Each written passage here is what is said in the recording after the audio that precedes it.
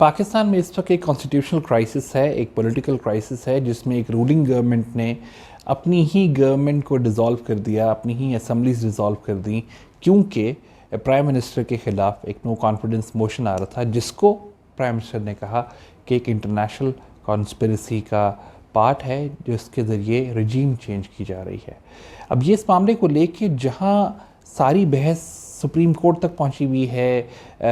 इमरान खान की political party, Imran Khan अभी भी एक इंटरिम प्राइम मिनिस्टर तो हैं, लेकिन वो अभी भी ये कहते हैं कि हमने उन गद्दारों को जो फैसिलिटेट कर रहे थे इस सारे प्रोसेस को, उनको एक्सपोज कर दिया और इसी वजह से उनसे हार नहीं मानी और आखिर में आके जनरल इलेक्शंस को ज़्यादा प्रेफर किया, क्योंकि पाकिस्तान की किस्मत का फ़ैसला पाकिस्तान की अवाम करेगी। दूसरी तरफ अपोजिशन भी इसी तरह के बयानी को लेकर चल रही है। वो ये कह रही है कि अगर हम गद्दार हैं तो हमारे पे आर्टिकल 6 लगाइए और हमें लटका दीजिए, और अगर हम नहीं हैं गद्दार तो हमें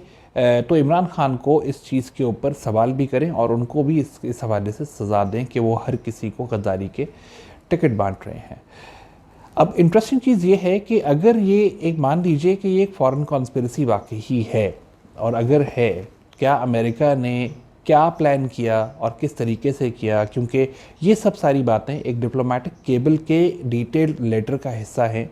जो पाकिस्तान के फॉरेन ऑफिस से पाकिस्तान के ही एम्बेसडर इन वाशिंगटन उन्होंने शेयर की, असद मजीद ने, और उन्होंने कहा कि ये एक डिप्लोमेटिक केबल थी जिसमें जो है एक कॉन्वर्सेशन का शेयर किया गया। उस कॉन्वर्सेशन जो थी उसमें उन्होंने कहा कि जी डोनाल्ड लू जो यूएस ऑफिशियल हैं, उन्होंने ये कहा कि अगर पाकिस्तान में नो कॉन्फिडेंस मोशन कामयाब ना हुई और इमरान खान इसको डिफेंड कर गए अपने खिलाफ,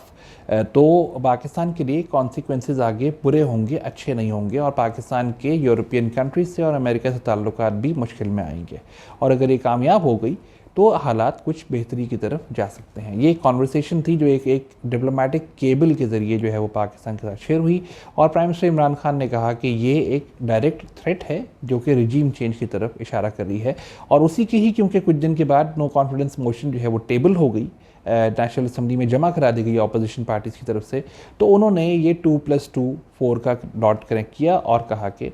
सारी अपोजिशन पार्टीज़ जो उनके ख़िलाफ़ हैं वो सब गद्दार हैं और वो अमेरिका के साथ मिलके पाकिस्तान में रजीम चेंज कर रहे हैं, तो उनके पपेट बन के वो इमरान खान के ख़िलाफ़ खड़े हो गए हैं। अब ये सारा मामला अगर आप देखिए तो इस वक्त जो करंट सिचुएशन है उसको, और अगर ये एक फॉरेन कॉन्स्पिरेसी थी तो उसका हदफ क्या था, उसका टारगेट क्या था। अगर एक फॉरेन कॉन्स्पिरेसी थी तो उसका टारगेट था कि पाकिस्तान में रजीम चेंज कर दी जाए। बेसिक आइडिया यही था, इमरान खान को प्राइम मिनिस्टर ना रहना दिया जाए।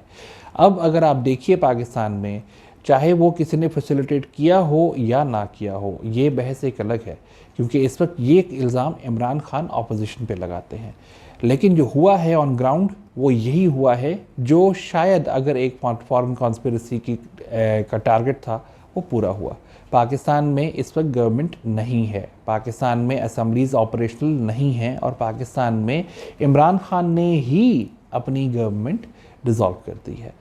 तो बेसिकली अगर ये इंटरनेशनल कॉन्स्पिरेसी है भी सही, तो चाहे वो अपोजिशन उनकी फैसिलिटेटर हो या इमरान खान खुद उनके फैसिलिटेटर बने, उनकी फैसिलिटेशन तो हो गई, और पाकिस्तान में एक रजीम चेंज जिसको लेके अब कॉन्स्पिरेसी बोल रहे हैं, जिसको लेके सब चल रहा है, उसका जो है टारगेट वो मीट हो गया। तो कमाल बात यह है कि इस वक्त जो बहस हो रही है वो इसी को लेके गद्दारी के ज़िम्मे की बहस हो रही है। इमरान खान दूसरों को गद्दार बोल रहे हैं जबकि उन्होंने अपनी हुकूमत खुद गिरा दी। तो क्या वो कॉन्स्पिरेसी के फैसिलिटेटर हैं? क्या वो इंटरनेशनल कॉन्स्पिरेसी जिसका सबसे पहले उन्हीं को ही बताया गया, उन्होंने उनकी कॉन्स्पिरेसी को मीट किया, उनके टारगेट जो था उसको पूरा किया? या अगर अपोजिशन पार्टीज़ जो हैं वो इस चीज़ को कैरी कर रही थी और उनके ख़िलाफ़ कर रही थी, तो क्या ये बेहतरीन हल था कि कॉन्स्टिट्यूशन को बिल्कुल ख़त्म करके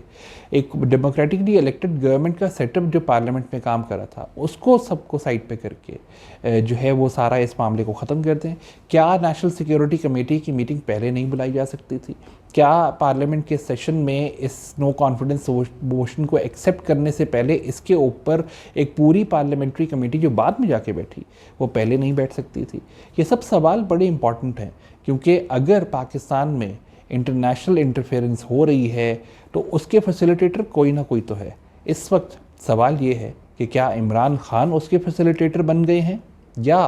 फिर ऑपोजिशन पार्टीज़ जो उनकी फैसिलिटेशन कर रही थी वो भी इमरान खान को इतना प्रेशर कर पाई हैं कि उनको international conspiracy, allegedly international conspiracy के तहत उनकी हुकूमत को गिरा दें। बयानिया यही चल रहा है। अपोजिशन कहती है कि हमने हुकूमत गिरा दी, हमसे डर के हुकूमत गिर गई,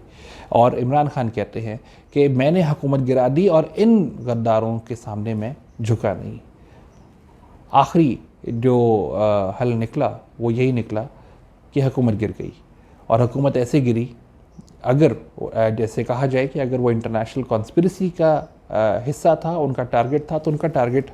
चाहे इमरान खान ने ही सही लेकिन पूरा किया, और पाकिस्तान को एक पॉलिटिकल कॉन्स्टिट्यूशनल केओस में डाल के चले गए हैं। इस पर पाकिस्तान में सिवाय कन्फ्यूजन के और कुछ नहीं है। सियासत आगे पीछे अपने ट्विस्ट सेंटेंस कर रही है, और जो लेजिस्लेटर्स जिनको पार्लियामेंट में लेजिस्लेशंस करनी चाहिए, आज वो अपनी कुर्सियां और अपने फ्यूचर को लेके सुप्रीम कोर्ट के दरवाजे पे जाके बैठ गए हैं, और पाकिस्तान के अंदर उसी को लेके ना सिर्फ इकोनॉमिक क्रंच आने शुरू हो गया है, पाकिस्तान के इकोनॉमिक कंडीशन और ज़्यादा बिगड़ने शुरू हो गई है, बल्कि उससे आगे भी चलते हुए 3 महीने 6 महीने प्रोविंशियल लेवल के ऊपर, फेडरल लेवल के ऊपर इलेक्शंस होंगे या नहीं होंगे, कब होंगे, कैसे होंगे, कौन आएगा अगला कैंडिडेट इलेक्शंस के लिए, क्योंकि अगर इलेक्शंस होंगे तो जनरल इलेक्शंस होंगे। जनरल इलेक्शंस के लिए आपको प्रोविंशियल असेंबलीज भी डिसॉल्व करनी पड़ेगी,